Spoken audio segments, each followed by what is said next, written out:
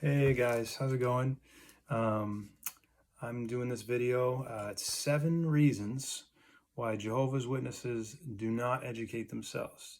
This is specifically useful if you are an XJW and you've just woken up and you see your loved ones or family members or people that you care about still under the doctrine. Let's move on. Number one is exclusion.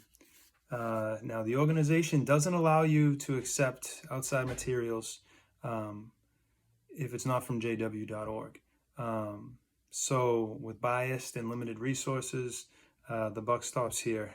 If you got a YouTube link, they won't open it. If you got a book to give them after they've handed you a Watchtower, you would think that would be the normal thing to do, trade for a trade, or if you're going to give me this doctrine, let me give you one of these. But no, they won't take it. It's they're taught it's from the outside world, from Satan. They don't want it. Number two, higher education is discouraged.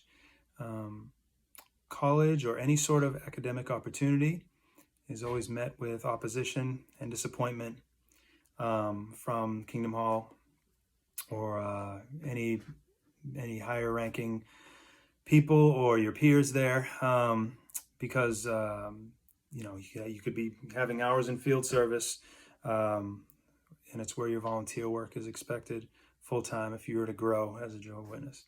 So that's reason number two, why Jehovah's Witnesses don't educate themselves. Number three, this is probably the most detrimental. Watchtower is a self-made ecosystem. What do you mean by that? So if you think of like an ecosystem, it's like a biological community where you put a bunch of plants in, you see what happens. Well, this is like a human version of that, which makes them pretty much nothing gets in, nothing gets out type of thing.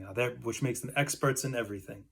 So if you got an issue, if you go to the elders or somebody with an issue, there's a Watchtower for that, or there's a Bible picked verse for that.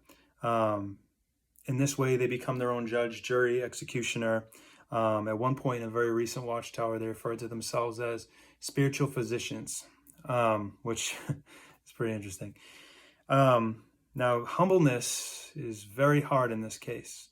There's buzzwords like that when they hear, they're supposed to go to these particular scriptures, or they're supposed to go to this particular point.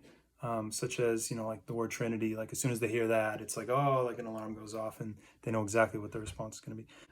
Again, if it's not from jw.org and it's not true, and a side note, if it's not the New World Translation, now they'll say that's their own version of the Bible. They'll say they'll accept the King James, but as soon as the King James conflicts with the New World Translation, then you have an issue. Which can happen many times. There are verses you can pick out of their own Bible that will help them out. I might do another video on that, but we'll move on because I know YouTube has a bunch of them. Number four, security. Most witnesses I've known, they live happy, great lives. This one's probably the most less threatening and obvious one. Most of them I know live happy, great lives. They're wealthy, they're self-assured. So if they got there, if they've achieved that point, doing what they've been doing what they've been taught, why change? Why open the bubble, right? So this is where codependency comes in, because that exact feeling is what keeps them in.